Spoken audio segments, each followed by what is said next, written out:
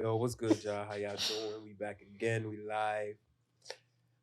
Voice of the Era podcast. Y'all can follow us on TikTok, Instagram, Apple, Spotify, Audio FM. You know, as you see, we got guests here. They're gonna introduce themselves.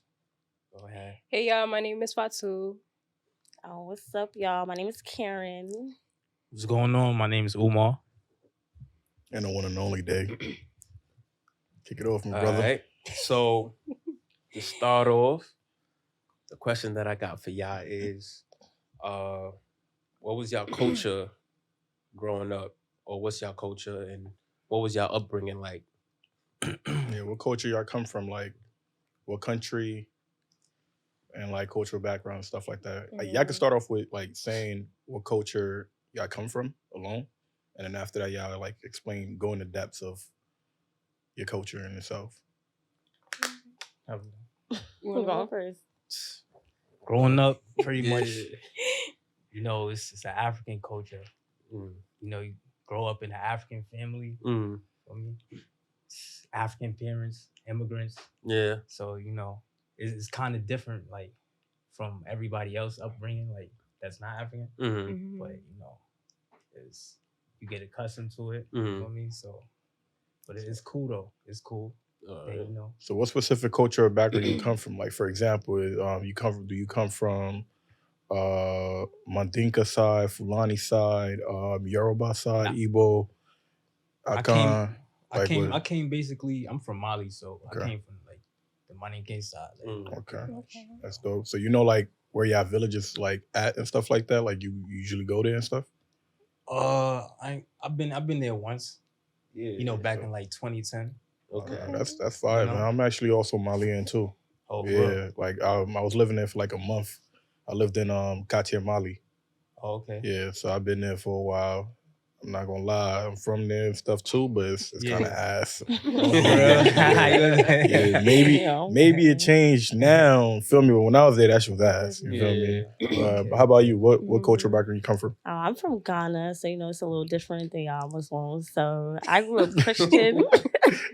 I grew up in a 7-day Adventist household. If y'all don't know what that is, we worship on Saturdays instead of Sundays. And why you yelling? I'm yelling?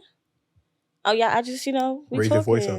Oh, I mean, y'all can't hear me. Like, what's good? What's good? Don't do that. Y'all hear what I'm saying? But yeah, regular African household. I mean, honestly, I probably didn't have the most like traditional African upbringing because I didn't get beat. And like a lot of African kids, y'all can't relate to that. So I don't know, so I didn't get beat. So like that's like I see things from a whole different perspective. But everything else was like, pretty traditional, Ashanti tribe and all of that stuff. Okay, that's what's up. All right, I'm from Senegal, West Africa. I got F. Yes, Magnifique. You already know. Yeah. My tribe, we are the Wolof tribe. Mm-hmm. So pretty much growing up since I was like 5-6 years old, I've been going back home every single year. Some people see it as a luxury, but back then I didn't really see it as a luxury. Because it's like who want to spend their summers, back home where it's hot, you're not with your friends. Everyone out here was going to amusement parks, and we just like, damn, we gotta go to Arabic school. Like, it was something that I definitely didn't like. But as I grew older, I learned to appreciate that because not a lot of people were able to go back home, and I feel like the time being at home, we were able to learn about our Chosan, which is culture. The culture we learned about Arabic. I got the best of both worlds when it came to Arabic school because I feel like over here we learned to we learn to understand like every surah, like every we ask questions and stuff like that. But back home when it came to learning Arabic, it's like you're learning to memorize. You're not learning. You don't ask questions. None of that. That's a fact. So I kind of had a perspective from both point of views. I didn't like it, so I stopped going to Arabic school over there. And then when I just told my dad, I was like, yeah, it's not cutting it. Like, me and my sister, we don't understand. And she was at an age where she just kept questioning, like, religion. She was like, why do we do this? Why did we do that? Like, it's not making sense to me. So we started going to Arabic school here. And then we saw people getting beat. So we was like, yeah, nah. Yeah, I'm not gonna lie. So we just, we wrapped it up. We was like, yeah, we're not doing that. So I think it was when I got to high school is when I started learning Arabic on my own. Like, I turned to YouTube. Sometimes some lady downstairs, she would teach Arabic, so we'll go down there, we'll learn with her. But as of learning like the Quran and understanding basic fundamentals and stuff, I did all that like through YouTube. That's fine. Yeah. I need to go to YouTube YouTube got then. Everything. That's fine. So Mhm. let them know, bro, what cultural background you come from, my Y'all brother. know where I come from, the 225. Okay. Man. Ivy Coast in the building. I can relate to Omar and Day because my grandfather grew up in Mali, so he's from Mali, but my origins are Ivy Coast. Malika as well.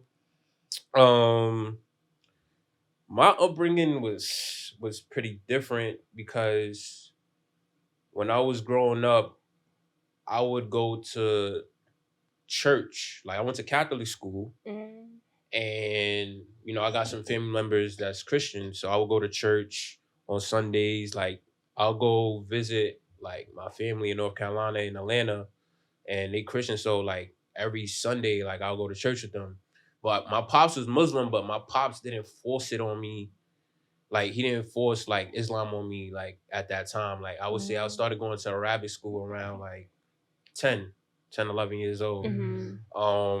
I used to eat pork, like pepperoni pizza, all that. Like, you know what I'm saying? Like, so one day he told me and my brother, he was like, yo, y'all gonna start going to Arabic school, y'all gonna learn the Quran. So I'm just like, all right, cool, went to Arabic school. Yo, learning the surahs is crazy. Like, if I didn't know a surah by like next week, get 5 slaps in the hand with a hanger. Oh, like, you know what I'm saying? But like over time, like just going to Arabic school and stuff, like I would like learn my surahs, but I wouldn't pray like that. Like, you know what I'm saying? I wasn't consistent with prayer at all. Like, and I was still like still see my family like in North Carolina and stuff and still go to church and stuff like that. But like I started really getting deep into Islam when I was like about 14, 15. Like, I remember I was watching a speech that was going on in Mecca. I don't know if it was in Mecca or like Saudi Arabia, but I was watching a speech by an imam, and like the way he was talking was like so passionate. Like, I'm just sitting there, like, when somebody talking, you can just feel that shit. Like, I felt it in my chest. I'm like, damn. And my mom like, yo, I gotta start praying. Like, I gotta start taking this serious. So I started being consistent with prayer. Reading the Quran. Stopped going to Arabic. I went to 3 different Arabic schools. I went to one on Convent, went to one on Lennox, went to one on 116. Then I stopped, and then I started. My pops got a Arabic teacher to come to the crib to teach me and my brother. But after a while, it's like, yo, like, when you getting older and you got other priorities, it's like, you don't want to. It's not like you don't want to learn it, but it's like you got your own time where you can learn it for yourself. So I got the app on my phone. I got the Quran app. I got the prayer app on my phone. So like I look through that. I listen to it. When I want to learn the surah, or if there's a surah I forgot, or if there's a new surah I want to learn, then I read that. Not recently, but like about 4 or 5 years ago, like you said, YouTube. I utilized YouTube to memorize Ayatul Kursi. Like, because Ayatul Kursi is a strong surah. You know what I'm saying? So, just going to college. Me and Fatu went to the same college. We had Muslim friends that was there as well. Ramadan, we'll pray together. Like just hold each other accountable. So it was dope. It was dope. Yeah, and I feel like that's when like my faith like really got really strong. Like when I came across like a solid group of friends who had the same faith with me and stuff like that. Because I feel like growing up in Queens, I didn't really have that sense of community. It's like mostly Arab you know, people from the Middle East who are Muslim. Yeah. You know, there's no one who looks like me or who could relate to me. So when I got to college, that's like when my faith like really got really strong. And I was like, oh, okay. Like, this is it. I mean, I feel like everybody got like a point in life where it might hit them. To where, you know, they wanted to start taking it more serious. Yeah. That's true. Like when I was younger, just like you, like I used to go to 116th Arabic school. But I was just going, I ain't gonna lie, I was just going for my pops or something. He was more so forcing it on me, you know, but he did for a good reason though, because he wanted me to be growing up, learning different surahs, learning how to pray and stuff like that. But honestly, at that point, it didn't instill in me just yet. You get more connected when you get older. Certain life situations, certain things, and you hear about this and that, and you might be going through things and stuff like that. So it was more so, you know, growing up and then like getting more in tune and self-teaching myself, like YouTube. You know what I'm saying? And so. Wait, what's the surah that y'all keep saying? You know, y'all have to learn. Y'all get deep. We're gonna break that down. Yeah, we're gonna break that down. It's gonna come. So, for me, I was born and raised here in the Bronx, in New York. I come from a very strong Mandinka background. My parents are from Ivory Coast, born and raised, but we come from mainly Mali and Guinea. All right, so my parents are first generation Ivorian, basically. Culture, I used to hate the culture. I'm not gonna hold you. Feel me? Like, I used to hate it. I used to hate the name I had. I used to. You used to hate your name? I used to hate all of it. Right? Now, I'll be honest, and I hated it not because it was bad. I didn't know the meaning of it. I didn't know why it sounded that way because I was born and raised here, so I was clouded by nothing but ignorance, right? So we hear African booty scratcher all day. You feel me? That shit made you not want to be African. You feel me? So, like, I used to tell people I was a good ass kid. You feel me? But some people got like they would take you there based on that. You feel me? So like when it come times like, let's say we in the classroom, it's like an elementary school. Before they even say my name, I'm like, nigga, I'm here. Don't say my damn name. I'm here. Don't say my name, bro. He's like, yo, Mr. Nigga, shut up. Don't say my name all the time. You feel me? So damn, so within culture, like culture-wise, like I used to hate it, but then I got sent to Africa. You know how that goes. On punishment, go to boarding school over there. It's nothing but straight ass whoopings they're giving me, and then I'm fighting with the teachers, running out to the school, campus, all that. It was a time where I walked over 200 miles just to get home. I ran out of the place. Your Kid you not. I was done. And yo, it sounds like crazy shit and crazy cap. And then just to only find out a few years after that, I become like a track star. That's so you feel like it's crazy that shit happened. Let me wild shit. But I fell in love with the culture when I got sent home, and my mom actually, like, I got to grow up a bit more with my mom for like 2.5 years because she didn't see me in 8 years. So when I like got closer to her and to the family, and I started to see our culture, like the celebrations, the unity that we have amongst each other, that kind of like changed my mind. Like my family is over 1,000 strong. Like literally, when there's like Eid that's happening, everybody come from every other location and we all come together. I love that. Feel me? So that was something that like impacted me a lot. And then when I found out the reason behind my name, it like it fucked my head up even more. Feel me? So like for example, my name was given to me second. I'll put it that way. It was given to my brother first. So my mom and my dad's firstborn. His name was Abdullah. So man, it's the first time I'm saying my name out here. Feel me? So Abdullah is basically servant of God, right? So I didn't know that meaning. I didn't know the definition of that at that time. Found out that, okay, my older brother, that he didn't make it, he passed away. So when he passed away, I ended up being the last child for my mom. So she named me after him. So then now finding that out now, it's like, damn, I always be telling these niggas not to fucking say my name, bro. Right. But you ain't know though. Feel me? So culture-wise, man, those are the things that, you know, like, I loved about it. Right. Punishment, even, the good, the bad, the ugly, I loved all of it, man. Yeah. It shaped me into, like, the individual that I am today. So I love that shit, man. Feel me? Manika King till I die, nigga. And I'm also part Fula also, Fulani also. Okay. Yeah. All right, man. So let's get to the real question. So as far as in religion, because I've seen everybody really touched in on where you're from, so I want y'all to like specify what religion you practice. So go with you. I practice straight Islam, like nothing else but Islam. I was brought up to only practice Islam and only worship Allah. So, what about I'm you? a Christian, 7-day Adventist to be specific. All my life, born and raised, every Saturday. Yeah. That's dumb. I practice Islam. Growing up, practice Islam, just being sent to Arabic school, different Arabic schools. But, sometimes I did go to church with my friends. When they had confirmations and stuff, I would get invited. So I'll go. But that's crazy. I went to church one time too. It's like everybody went to church. Yeah. It was my babysitter though. I swear to God, like I had a babysitter. Yeah. And like I had to go with her. The church was across the street, so she took me to church, and I was just sitting there, like, I'm like in my head, I'm like, little, like, what's going on? I'm not supposed to be I'm gonna just sit here and just watch. Like, nah, that's dumb funny. For me, I would say I had the best of both worlds, but I grew up mainly on Islam.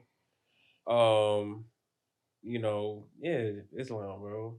It's I don't know, just something about it that hit me. So, I just follow that. Yeah. So for me, I'm Muslim, born Muslim. I also did get a bit of both worlds because I used to go to church and also used to do Bible study.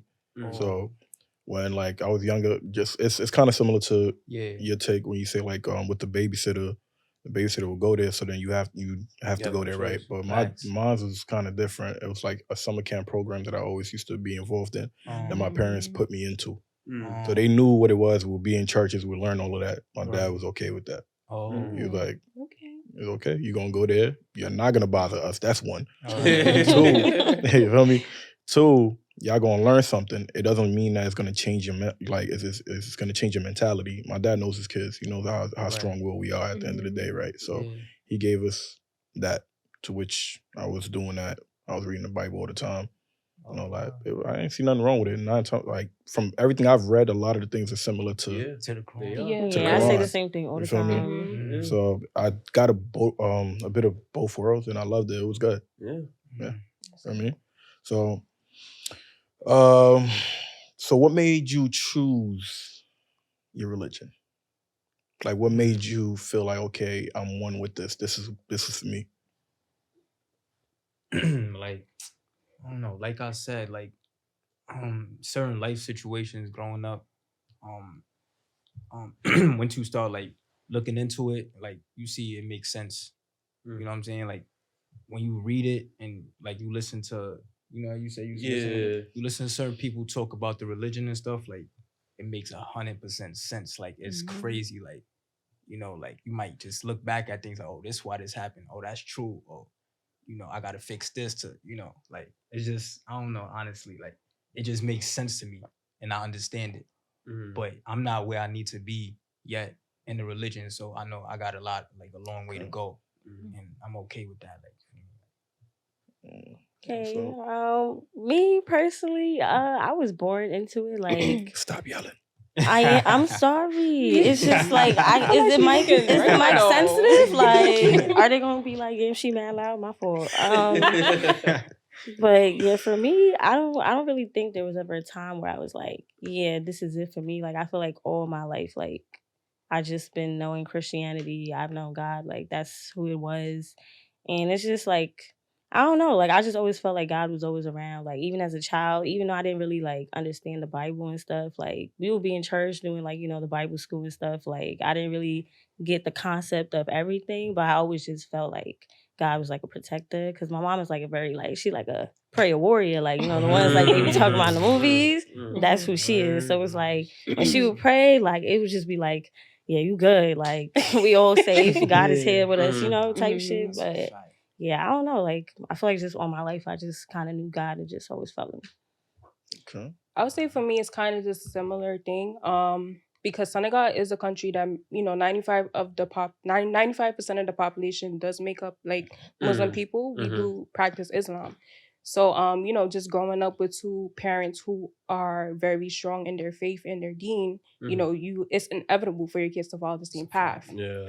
So I just feel like Islam chose me. Like, I didn't really choose it, but we all have to choose like our journey and which way we choose to go with it. You know what I'm saying? Say that again. Like, it's true, because you cannot you know, follow a faith and then expect your child to follow it, especially growing up in America, where we're exposed to many different other religions. So I feel like Islam pretty much chose me, but it did take time for me to kind of like find my way, because there are times where I did, you know, kind of lose myself, but you know, I always found my way coming back to Allah, you know. So yeah, I feel like Islam chose me. I didn't really choose it. It's just the way I chose to go with it, you know. Yeah. About that. So how about you, Boo? For me, I feel like it's the same way with how y'all said. Like, just I found my way to it. Like, I didn't think, like I said, like for me, I would go to church, go to Sunday schools, do activities with, you know, got certain family members that's Christian. Like, so at the beginning, like, I didn't really know too much about Islam. You know what I'm saying? So it's just like I was just thinking like I'm Christian. Like, you feel me? Like, I'm just out here eating what I'm eating. You know, going to school here. Like, you know, and then after a while, like, you know, I'm finding out that my pops is Muslim, like, since he was born. Like, you know what I'm saying? So then he telling me like, yo, you know, you got to go to Arabic school. Like, you got to learn about this. You feel me? But he didn't force me. But, you know, it's just like, yo, like, he wanted me to go. So I'm just like, all right, cool. Like, I'm going there. Just going there because he want me to go there. Like, you know, I'm just learning the Quran. As soon as I dip, I'm still doing what I'm doing. Like, you know? And then, like I said, like, sat down one day.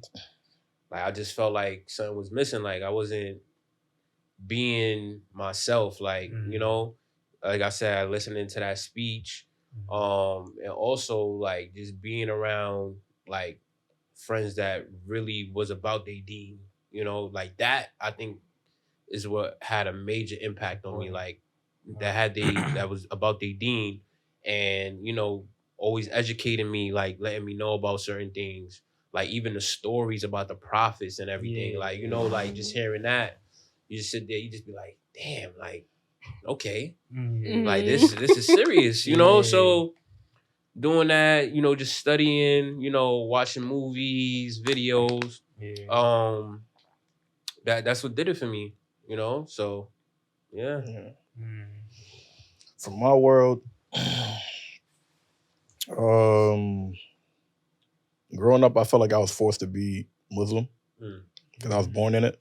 So you truly don't know until you spread your wings and fly away to like find out, right? So I was far away from the religion as much as possible. Mind you, I was great in Arabic school. Great. But I was always far away from it. I was getting into trouble. Put it that way. I just love trouble. I feel like trouble found me. I didn't find it. That's what they all say. It found me. I didn't find it. But my troubles led to me getting more into the religion, even more, right? So before I even say what I want to say, I want to ask a question to everybody first. When do y'all feel like, have y'all ever felt like y'all were losing faith? Right? Yeah, definitely. And if you did, tell us what happened or what made you feel like you were losing faith. I'll tell you. Jeez. I felt after I finished high school, when I started my college journey at BMCC, I don't know, man. Like, I just felt like I wasn't praying as consistently. just questioning things that was going on. I was always outside. Bad karma just, happening. So I'm just like, yo, like what's going on? Like, where's Allah? Like, why is he not, showing me the way? Like, but you just gotta be patient, bro. Like, you just gotta be patient. Like, God knows, bro. Like, patience is a virtue, And there was another time as well. I think it was after I left college too. Like, I started working, and then after a while, like, I just lost my sense of motivation to do certain things. You feel me? Lost my job. You feel me? Like, I would stay in the crib, like not come outside. Feel me? Like, it was something like wrong, And then I had a conversation with one of my good sis, and like she was just asking like what's going on. Mind you, she's Christian, but she was like, yo, like what's going on? Like what's happening? We just having a conversation, just checking up on each other. And, she was just like, yo, like, well, we just gotta take your time, things is unfolded, there's obstacles in your way right now, but just know you're gonna get through them. You just gotta know how to navigate. Take your time, be patient. Right. See things for what it is. Sit back, observe. And then after that, I went to the mosque. I prayed, bro. After I was crying, like I cried for like an hour, bro. Like an hour or two, like like the prayers, like you just feel it, and I was just like, all right. And then right after, the blessings started coming in, so I'm just like, all right, like like let me not question like what's going on, like everything's not supposed to be good, like there's gonna be obstacles, there's gonna be some downfalls, but it's just how you get back up, Sure. So yeah. So when do you felt like you lost, like you were losing faith? There was definitely a couple of times, but I would say the two main times I really, really, really truly lost faith was the year 2021. Like that was just like a bad year for me. I lost my grandmother and I got into a really bad car accident. So you know how usually they be like, oh, you gotta recite Ayatul Kursi before you leave the house. It's gonna protect you.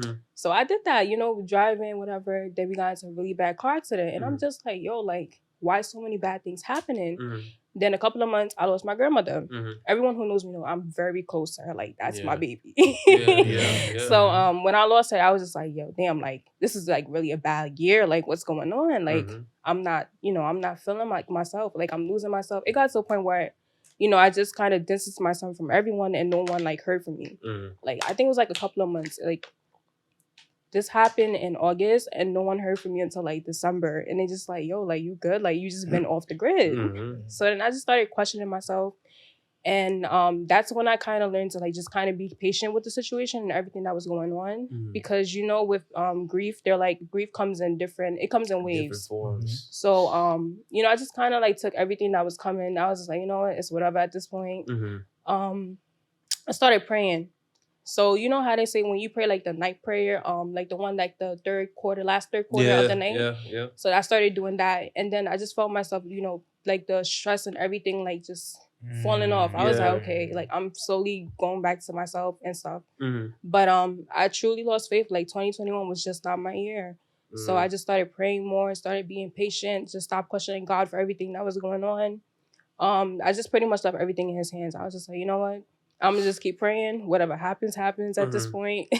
It's nothing I cannot control. Like, because in Islam, what they teach you is that they tell you that God does not give you what you cannot handle. That's a fact. So, I kind of just saw that as a lesson. I was like, you know what? Maybe this is God telling me that I need to be more patient, because I'm someone who I'm not patient. Everyone knows I'm patient to an extent, but, once you cross that, it's like, nah.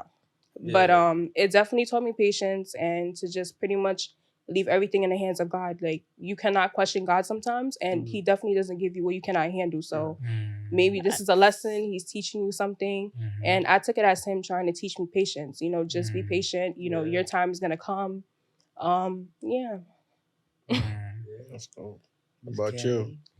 I would say it was actually like a few years. I feel like I wasn't really like close to God. I feel like it was like, I want to say 2018 to like 2019. That was like freshman year of college, kind of. That was like, and it was even like I was just like partying, like outside, or like forget, like it was just like I was just working and going to school. Like I was just working, going to school, working, going to school. Like if you wanted to know where I was working while I was at school, and it was just like I just feel like I just forgot about him, and like that was a time like I didn't know what I was doing in school. Like I was just in school because my mother said this is where I had to be and this is where I'm at.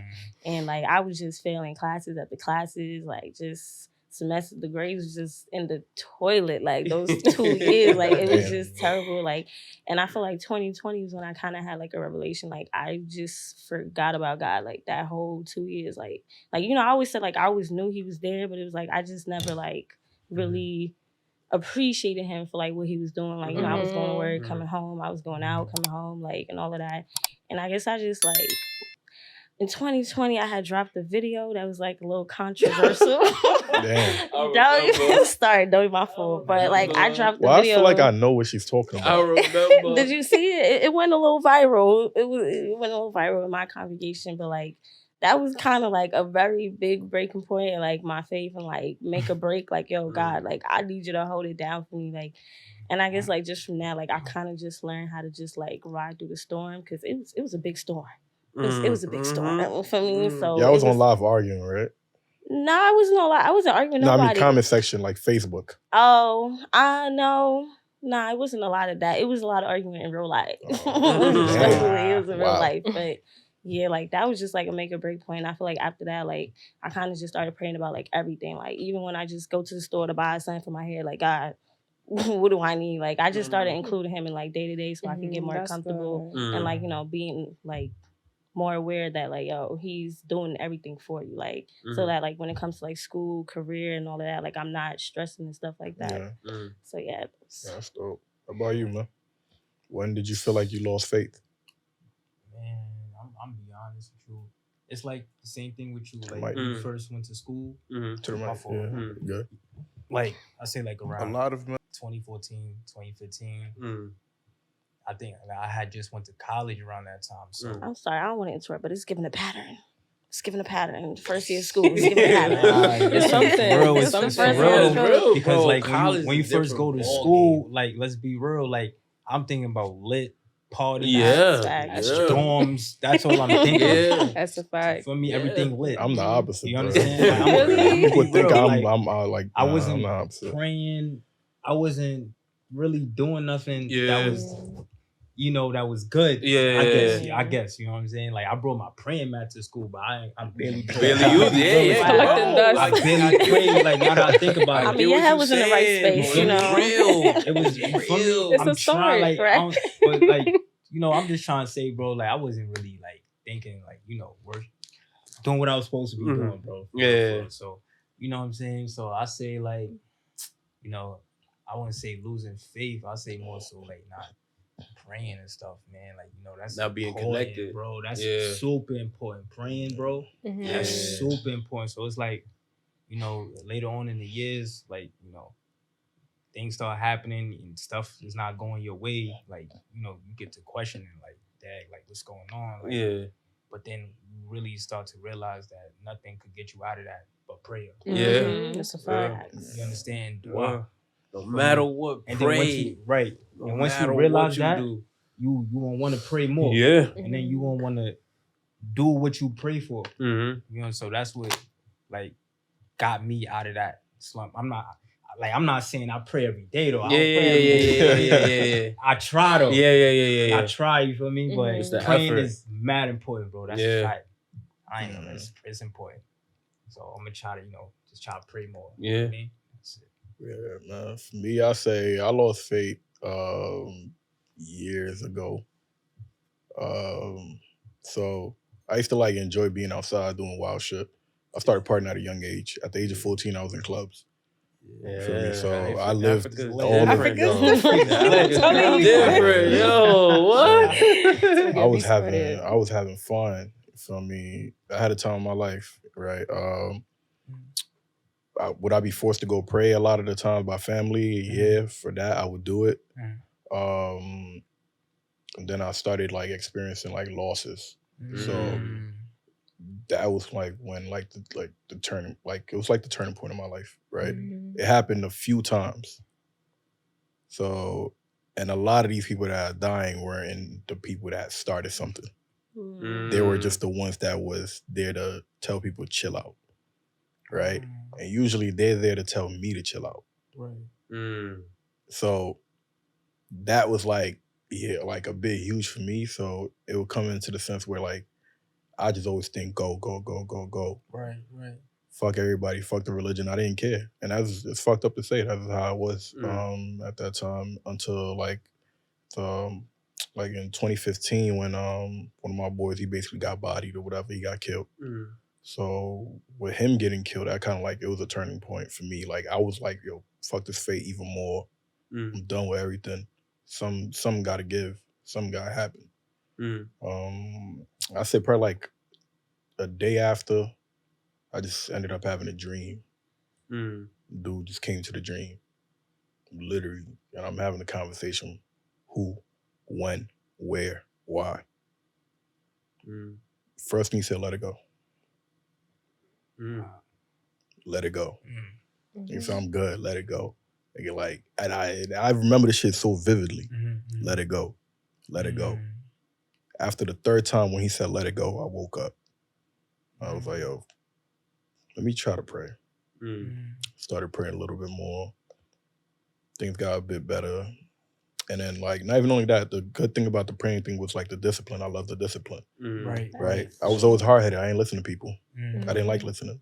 Right. But to have a discipline to do something and know that there's a good outcome that come with it. Yeah. I loved it. Like me praying led to situations where my head was like literally supposed to explode. Right. In 3 different occasions. Yeah. When they try to click, nothing went.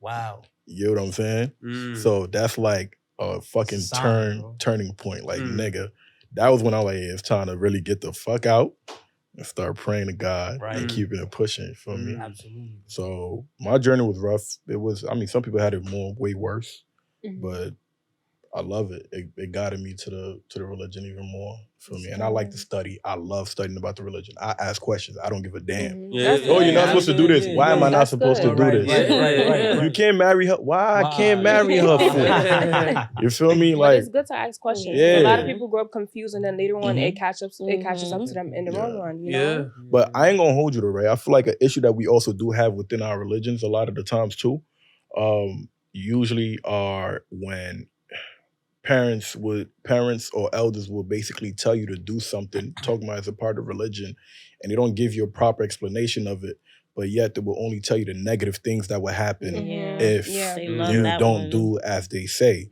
which is wrong, because if you do that with a child, what it's going to do is going to drift them away from the religion more. They're going to go ahead and do it. Like, nigga, I don't give a fuck. Like, I'm asking you, you're not giving me no reason. You just telling me, oh, if you do it, you're going to hellfire. What the fuck you mean? Good people go to hellfire too. Feel me? So let me know why I shouldn't do this. Yo, son, I don't want you to do this. It's not good. The reason why it's not good is because you're going to regret the consequences that's going to come for your future. That's true. It's easy. Yeah. It's easy. I don't think you should do it. Why? This is why. But a lot of our parents and a lot of other teachers, they're just narrow-minded. And they just don't give a damn. Feel me? And I feel like that's something that we can like kind of shift as the new generation. When we have kids, we should be able to communicate with them, talk to them, guide them to the best of our abilities, and see where it goes and stuff. Feel me? And you know, one more thing I hate? Mixing culture and religion. Yo, literally, I was just reading my mind. I'm like, yo, they love doing that one. That joint really, especially when you realize like they've been mixing it the whole time. You be like, yo, yeah, what? Like, y'all got me confused in the religion, thinking it's mad strict and all that, but y'all just added extra stuff. Like, literally.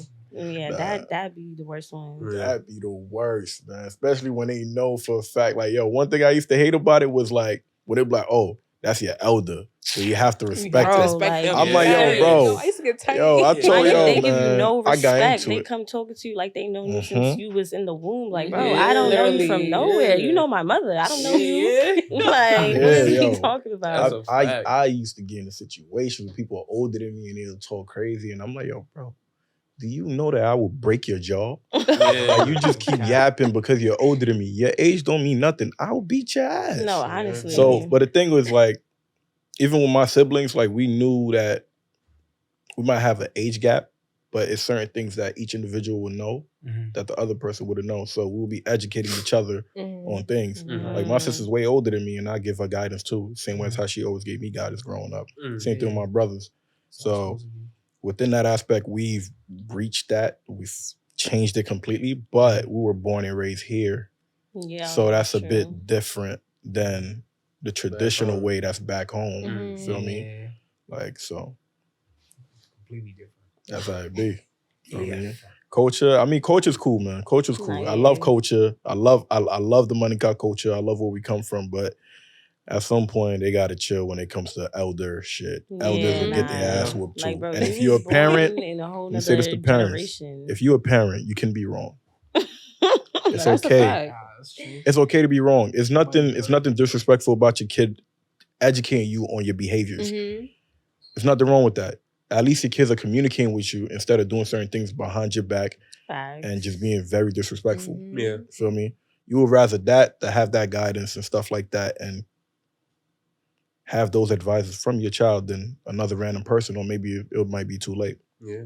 I feel like it's about control, low key. Like, they was raised to think like adults, like, we have control. Like, when we get older, we gonna be able to do whatever we want. Like, no, you're a regular human being.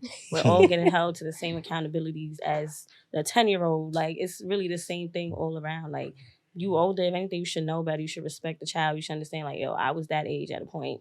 Let me respect them, like, because I know they're not going to interpret it as me trying to help them. They're going to see it as, like, I'm bullying them. Yeah. But, you know, they be forgetting they was born in 1950, 60. Like, we're in 2023. Like, it's not the same rules that apply. Like, even if you go back to Africa, like, shit is different out there now. Like, it's not the same. Facts. So, I got another question for y'all, right? So, what is your experience within, like, what is, like, the experience, how do I properly say this? How is your experience being first generation African American? Wait, I'm sorry. Can you just define what that means? Because I always get confused, like, on the actual definition. I'm gonna just say this because I know we all come from Africa, honestly, mainly, right? So when I say this, I'm not trying to go on some I'm pro-black shit. No, we're not doing that. Respectfully, we're not doing that. But for us, we were all born here. Our parents are African. Yeah. So we are African and we're also American. You get it now? Right. So your experience, so I want to know, like, what is your experience being the first generation African American? And how do you balance being African and also American within America or within Africa? I mean, you know, take your time. Don't yell. Nah, don't do that.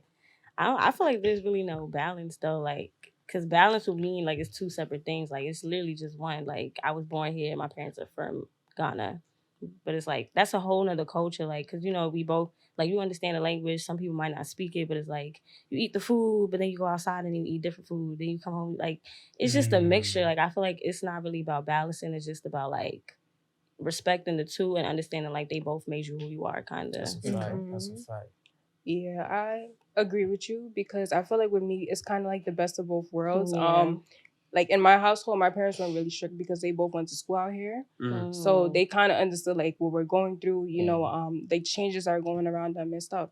So for me, I would say like growing up, it was a lot of pressure put upon me, you know, especially being the oldest. You know, you always have to set the example Oldest girl. for, you know, your siblings to come. You know, it's always, you're going to go to Arabic school because, you know, I want your siblings to follow up after you. You know, we're going to speak the language at home. But it wasn't strictly, you know, we're just going to speak Wolof. Like, you know, we will speak English too, but it was kind of like more so being pressure put upon me because I feel like being the oldest, you have to set the example, you know, making sure that you're not doing, you know, bad things.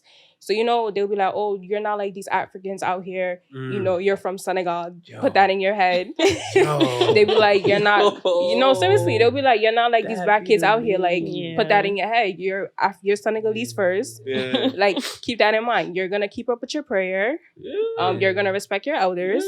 And, when it's time to come home, it's time to come home. You're not going to be like your friends who stay outside till like 10 o'clock at night. I had curfew. My curfew was at 7 o'clock.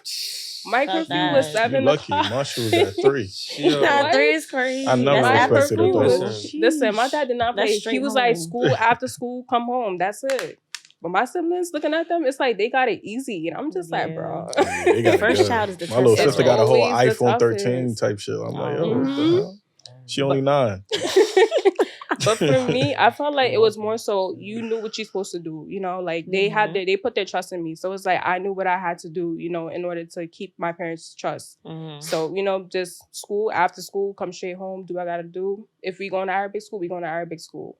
If I'm going out, I'll let them know. But in terms of like, going out to hang out with my friends and stuff, my dad capped that. He was like, no, like, he was like, no, like, you got to focus on your studies. We did not sacrifice all this for you guys to be hanging around, doing, I don't know, God knows what, like your other friends out there. And I'm just like, okay, I understand, but like, don't make it seem like they're doing bad things, Like, this is America. Your kids are going to have to adapt to the culture somehow. You just got to find a boundary in between both, Yeah. That's just how I see it. How about you, bro? I feel like it's just a melting pot. Like, there is. Growing up here, going to Africa when I was 2, coming back here, and all I knew was just the American culture. And like you said, like, your parents would be like, yo, you're not like these Americans out here. Yeah. Little do you know, like I'm out here, just I'm with them every day. Like, I see people that's African and stuff, but they grew up here too. Like we all seeing the same things, and they think they know what's going on out in the outside world, but they don't. They don't. They don't know, and you tell them like, yo, I think y'all know, but y'all really don't know what's going on. And sometimes they do have that mentality of back home of how they grew up and stuff. So, they try to instill that in you. But it's good to have that, and also have, that American side as well. Like, That's true. you know how to adapt, how to move, in America. It's very important. Everything you learn in here, you can bring it back home, That's so That's a fact. it's like, like you said, it's the best of both worlds. So I'm grateful. I'm grateful for it, like, I got to experience both sides of things. I just wish, I'm not gonna lie, like, I just wish that I tapped in a little bit more into my African culture more, Like I said, I went to Africa when I was 2. I didn't go back till last year in the summer. But that's because, of certain situations with the fam, you know what I'm saying? But I'm happy I got to speak French, go to France. I wish my parents would have spoke with me in my original language more, because they would have helped me speak that more, But like I said, I'm just grateful, So, yeah. My experience with it, I got a bit of both worlds. Like I said, with the African booty scratcher shit, that was my experience over here with that. So it was kind of hard to fit in here. I was born and raised here, but it was kind of hard to fit in here because I grew up. When I was born, I went to Africa. I was there for 4 years. I came back. My first language was French, and also I native tongue language, which was Mandinka. I didn't understand a word of English. So I had to adapt, and it was people that would just always make fun of you all the time. So I did not know how to properly speak, and I used to stutter when I was younger. Now, that's the worst thing you can ever have. And I come from a family of motherfuckers with tempers, which is why we're always calm. Right? So when I would try to speak and I start stuttering, I didn't know how to speak. So first thing I knew was, I'm going to deck you, and I know you're going to understand that. So it was hard to fit in. Growing up from there, going to middle school, then it went from me being the one that was getting bullied by them to now me being the bully. So it went from African booty scratchers, you're like, yo, that African nigga can fight. I had the same experience. Yeah, so when it went into that, Yup. the shit just changed. It was a game changer, you feel me? And then at the same time, when I was around Africans, it's like, nigga, you too black for us, bro. Like, that ass. It was that. Like, yo, you Americanized. Yeah, you Americanized. Like, you don't look African. Like, what? Even to this day, my dad still said, he tells me, nigga, you American, bro. You're not African. Like, so I mean, like, yo, it tells me that and shit. So it's always hard to fit in. So it's like you're kind of stuck in a limbo too at the same time when you're born here, because like you don't really know what side to really fit in the most. It's hard. Sometimes you're here, sometimes you're there. And then sometimes when you're with some people, they make you feel like, damn, I shouldn't be here. And it's back and forth. So you're just in a limbo trying to figure yourself out at the same time. And that becomes something that's like, it's hard. Like, you don't really know who to talk to. You don't know who to communicate with. Nobody really know how to really relate to each other. Living double lives. So overall, I ain't gonna hold you. Like, we had a great episode. I feel like we learned a lot of things within our culture and religion. We definitely gonna have a part 2. It's definitely happening for sure. We got to do this shit again. We're gonna get a longer time again for sure. So everybody, thank you for tuning in. Make sure to like, subscribe, follow everybody. Their link to their page will be below. Make sure you subscribe to our Anchor, Spotify, Apple, and all other platforms. And listen, TikTok might be banned. We don't know, but we're scared.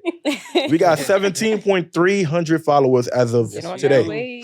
All right, way there, man. Now, please, people on TikTok, we love y'all. All right, we do this for y'all. Follow and subscribe to our YouTube. Rumble and our YouTube. All right, you know the cancel movement is up right now, so we might get canceled on TikTok. So if we do, we need y'all for right now. Follow us on Rumble. And also subscribe to us on YouTube. So thank you very much. Peace. Peace. Later.